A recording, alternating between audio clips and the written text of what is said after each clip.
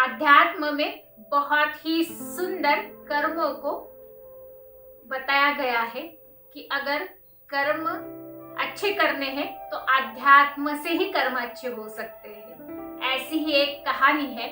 शीलाव्रत नाम के सत्पुरुष थे। वो अपने शिष्यों के साथ मरुस्थल प्रदेश से मतलब राजस्थान जैसे एरिया से जा रहे थे और पूरा वो प्रदेश रेती का था। वहां कहीं पर नजदीक पानी नहीं मिल रहा था, ऊपर से धूप बरस रही थी, पानी नहीं था, प्यास लग रही थी, करे तो क्या करे। ऐसे ही शिष्य अपने शीलाव्रत नाम के जो साधु थे, उनके जो गुरु थे, उनके साथ चले जा रहे थे। अचानक से उन्हें वहां तरबूज के पेड़ की खेती दिख गई। सारे शिष्य और गुरु भी खुश हो गए। चलो इसी बहाने पानी नहीं है तो शिष्यों को तरबूज खाने को मिलेगा, प्यास बुझ जाएगी। जैसे ही शिष्य और वो गुरु चले गए उस तरबूज के खेती में तो देखते हैं कि वहां उसका मालिक ही नहीं है। वो तो सत्पुरुष थे, साधु थे, बिना पूछे खाया तो पाप लगेगा चोरी का। इसलिए सभी शिष्य और साधु जो गुरु थे वो राह देखने लगे, अभी मालिक आएगा, फिर हम पूछेंगे, फिर हम तरबूज खोल कर खाएंगे।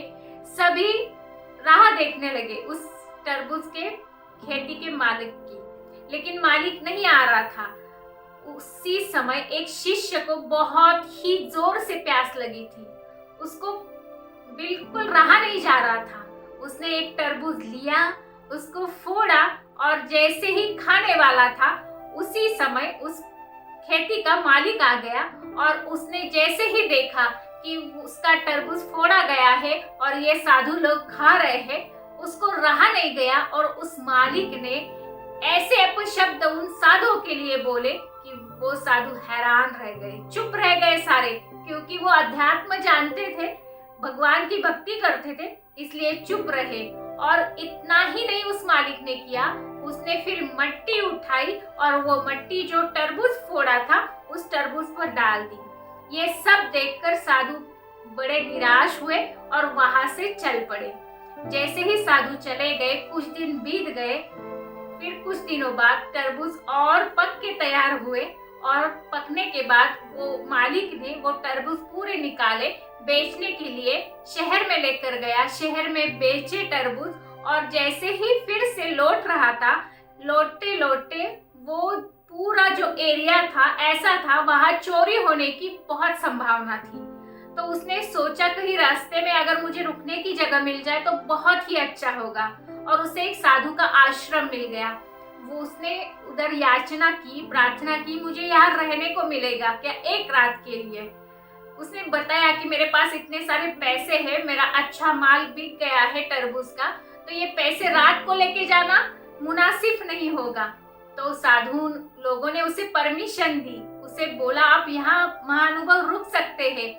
वो वहां पर रुका। साधु लोगों ने उसे सोने के लिए बिछाना दिया, उसे पानी दिया पीने के लिए, रहने के लिए सुंदर जगह दी। जैसे ही वो सुबह उठा उससे पहले वो साधु लोगों ने उसके लिए फल लाए और जब वो फल उस खेती करने वाले मालिक को दे रहे थे जो उनके पास रुका था मेहमान बनकर, फल देते वक्त उसमें वो तरबूज के फल भी थे और वो तरबूज के फल के ऊपर, फोड़ियों के ऊपर शक्कर डाली थी, चीनी डाली थी। तो जैसे ही वो खेती वाले मालिक ने वो प्लेट देखी, वो थाली देखी, तो उसको वो समझ में नहीं आया कि ये तरबूज की फोड़ी है, उसके ऊपर चीनी क्यों डाली गई है। फिर वो हैरान रह गया, फिर देखता रहा उस साधु के पास और फिर उसे याद आया मैंने इन्हें कहीं देखा है। और फिर जाके उसे याद आया वो प्रसंग जो उसके खेती में घटना घटित हुई थी कि वो साधु लोग आए थे, तरबूज फोड़ा था, फिर उसने उस पर मट्टी डाली थी, लेकिन साधु लोग उसे कुछ बिना बोले ही वहां से चले गए थे।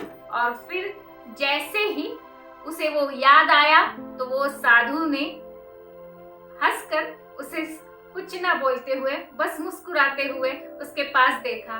लेकिन वो खेती का मालिक हाथ जोड़कर उस साधु के पास बोल पड़े कि मैंने तो आपके साथ इतना बुरा बर्ताव किया, लेकिन उसके बदले में आपने तो मुझे रात रुकने के लिए जगह दी, बिछाना दिया, मेरा इतना सत्कार किया, मुझे खाने के लिए दिया। मैं उठने से पहले आपने सभी मेरे नाश्ते की तैयारी की, मुझे फल खिलाए, लेकिन मैंने आपके साथ क्या किया? वैसे ही साधु बोल पड़े कि जिसके पास जो होता है वो वही देता है।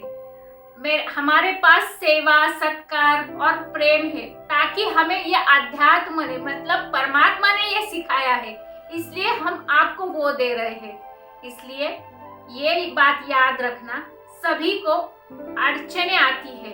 अगर अड़चने किसी को आती नहीं, ऐसा एक भी इंसान नहीं है। इसलिए सभी की सहायता करना हमारा कर्म है। अगर हम किसी को भी मदद नहीं करेंगे तो ये परमात्मा हमारी मदद करने के लिए कभी खड़ा नहीं होगा। ये साधु ने बताया।